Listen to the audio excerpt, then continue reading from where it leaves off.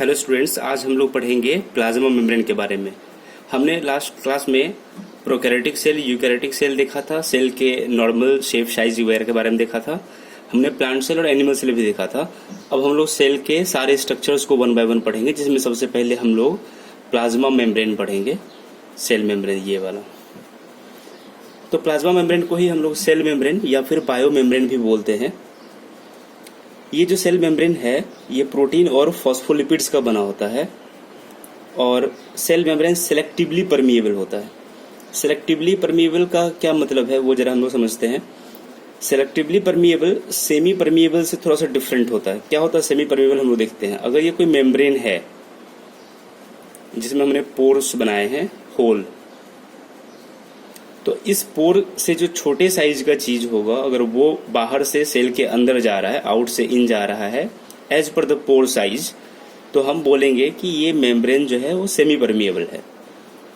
मतलब particles enter according to pore size, that is semi permeable. But हमारा जो living cell है वो सिलेक्टिवली परमिएबल होता है। मीन्स अगर पोर से बड़े साइज का भी कोई अगर है बाहर पार्टिकल तो वो भी सेल के अंदर एंटर कर सकता है अगर उस सेल को उस मटेरियल की रिक्वायरमेंट है तो कैसे एंटर कर सकता है। तो सेल मेम्ब्रेन के अंदर चेंजेस आएंगे, मतलब चेंजेस आएंगे तभी कोई मटेरियल एंटर कर सकता है। हमने देखा यहाँ पे ये बड़ा साइज का पार्टिकल एंटर नहीं कर पा रहा है, पर यहाँ पे कर पा रहा है। मीन्स ये सिलेक्टिवली परमिएबल है, इसलिए हम लोग बोलते हैं सेल मेम्ब्रेन और plasma membrane is selectively permeable. एक एक्सपेरिमेंट भी है इसके लिए। अगर हम एग लेते हैं डाइल्यूट HCl में, डाइल्यूट HCl सॉल्यूशन में अगर हम लोग एग रखते हैं और उसके बाहर का जो सरफेस है, हार्ड सरफेस है, CaCO3 का बना हुआ है, तो वो डिजॉल्व हो जाता है और उसके बाद जो अंदर का पार्ट बचता है एग का, उसे हम लोग बोलते हैं सेमी परमिएबल मेम्ब्रेन है। एक छोटा सा एक्सपेरिमेंट है, not required by the way. अब हम लोग देखते हैं कि प्लाज्मा मेम्ब्रेन में कुछ प्रॉपर्टीज होनी चाहिए तभी वो लिविंग सिस्टम में रह सकता है या लिविंग सिस्टम को उस चीज की जरूरत पड़ती है। तो क्या क्या प्रॉपर्टीज होनी चाहिए? तो first, it should be selectively permeable और मेम्ब्रेन ऐसा होना चाहिए जिससे वाटर सॉल्युबल सब्सटेंस भी एंटर कर सके और फैट सॉल्युबल सब्सटेंस भी एंटर कर सके। दूसरा हम लोग देखते हैं variable protein is to phospholipid ratio. Means जैसा कि हमने देखा था कि सेल मेम्ब्रेन प्रोटीन और फॉस्फोलिपिड का बना होता है, तो ये दोनों के नंबर या इन दोनों के जो अमाउंट हैं, कंसेंट्रेशन है सेल मेम्ब्रेन में, वो दोनों आपस में वेरिएबल होने चाहिए। तभी सेल क्या होगा, डायनामिक हो सकता है। मींस मेम्ब्रेन में चेंजेस हो सकते हैं अगर उसके नंबर वेरिएबल होंगे तभी। तो ये तीन प्रॉपर्टीज होनी चाहिए और इसीलिए सेल की डिस्कवरी में कई सारे मॉडल दिए गए थे जिससे ये सेल मेम्ब्रेन के स्ट्रक्चर्स वगैरह को बताया गया था। जिसमें शुरू के 2 मॉडल हम लोग देखते हैं जो कि एक्सेप्टेड नहीं रहा बाद में। वो है सैंडविच मॉडल जो डैनिली डेविसन ने दिया था और दूसरा है यूनिट मेम्ब्रेन मॉडल। इन दोनों ही मॉडल में जो ये साइंटिस्ट थे वो ये चीज नहीं बता पाए थे कि फॉस्फोलिपिड और प्रोटीन का रेशियो वेरिएबल है, ये चीज नहीं बता पाए थे, इसलिए ये दोनों ही एक्सेप्टेड नहीं रहा। इसलिए ये हमें रिक्वायर्ड नहीं है। हम लोग पढ़ेंगे फ्लूइड मोज़ाइक मॉडल जो सेल मेम्ब्रेन के लिए है। तो इस फ्लूइड मोज़ाइक मॉडल को सिंगर एंड निकोलसन ने दिया था, इन्हें नोबेल प्राइज भी मिला था इसके लिए। उन्होंने क्या बताया था, अब हम लोग डिटेल में देखते हैं कि प्लाज्मा मेम्ब्रेन होता कैसा है।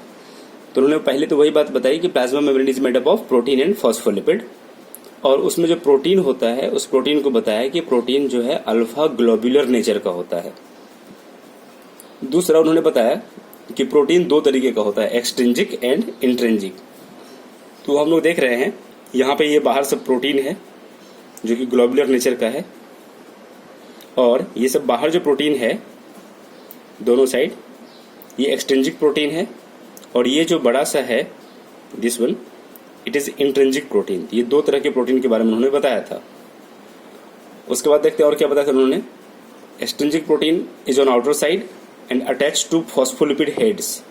फॉस्फोलिपिड हेड क्या है ये देखते हैं। ये जो यहाँ से इस तरीके से निकला हुआ है इसे हम बोलते हैं फॉस्फोलिपिड।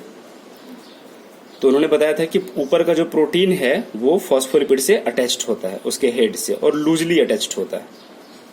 दूसरा उन्होंने बताया इंट्रिंसिक प्रोटीन के बारे में कि इट इज पार्शियली और completely embedded into the phospholipid bilayer. ये फॉस्फोलिपिड बाइलेयर है, एक लेयर ये और एक लेयर ये। तो उन्होंने बताया कि इन्हीं दोनों बाइलेयर में इंट्रिंसिक प्रोटीन डिप्ट होते हैं, पार्शियली और फुल्ली। अब हम लोग देखते हैं फॉस्फोलिपिड के नेचर के बारे में। तो फॉस्फोलिपिड एम्फीपैथिक होता है। क्यों? क्योंकि ये जो लिपिड है इसमें दो पार्ट है, head and this tail. Head होता है हाइड्रोफिलिक नेचर का, hydrophilic means water loving, hydrophilic water loving, और इसे हम बोलते हैं पोलर हेड। और टेल होता है हाइड्रोफोबिक नेचर का, मीन्स वाटर हेटिंग, वाटर के दूसरी साइड रहेगा ये, और ये नॉन पोलर होता है। हम लोग फॉस्फोलिपिड क्यों बोलते हैं? क्योंकि ये तो लिपिड है और इसके ऊपर फॉस्फेट अटैच्ड है, पी, इसलिए हम इसे फॉस्फोलिपिड बोलते हैं। तो उन्होंने सेल मेम्ब्रेन में फॉस्फोलिपिड के बारे में एक चीज और बताया कि फॉस्फोलिपिड जो है ये सारे ये भी मूव करते हैं। कैसे मूव करते हैं वो जरा हम ध्यान से देखते हैं। एक तो फॉस्फोलिपिड का ये लेयर है और ये दूसरा लेयर है। ये विद इन लेयर भी मूव कर सकते हैं, एक इधर जाएगा और एक इधर से इधर आ जाएगा, या फिर ये ऊपर से नीचे और नीचे से ऊपर भी फॉस्फोलिपिड जा सकते हैं। इन दोनों मूवमेंट का नाम है transition movement and flip flop movement. Transition movement में सेम लेयर में मूव होता है और फ्लिप फ्लॉप में ऊपर और नीचे वाले लेयर में मूव होता है। आगे हम लोग देखते हैं फॉस्फोलिपिड कुछ इस तरीके से अरेंज है कि हेड दोनों दूसरी तरफ है और दोनों का टेल एक दूसरे के साइड है, और ये दोनों जो फॉस्फोलिपिड हैं लेयर, ये एक दूसरे से वान डर वाल फोर्स के थ्रू अटैच्ड हैं। तो मीन्स हमने क्या देखा, ऊपर भी प्रोटीन है, नीचे भी प्रोटीन है, और बीच में फॉस्फोलिपिड के दो लेयर हैं, बाई लेयर। तो इसे ये भी बोला सिंगर निकोलसन साहब ने कि protein icebergs in the sea of lipid. उन्होंने जैसे सी में आइसबर्ग्स होते हैं वैसे उन्होंने बताया कि यहाँ पे लिपिड्स में प्रोटीन जो है आइसबर्ग्स की तरह है, और लिपिड जो होता है वो सेमी फ्लूइड टाइप का होता है, जिसे हम लोग बोलते हैं quasi fluid, means gel type होगा। और इस पूरे मेम्ब्रेन में छोटे छोटे पोर्स भी होते हैं बीच में, जैसा कि हमने थोड़ी देर पहले देखा था कि सेल मेम्ब्रेन में पोर होते हैं। तो पोर का साइज क्या होता है, 7 to 10 एंगस्ट्रॉम, और इस पूरे मेम्ब्रेन का जो थिकनेस है वो 75 to 100 एंगस्ट्रॉम इसका थिकनेस होगा। अब हम लोग नेक्स्ट क्लास में देखेंगे इसके आगे का।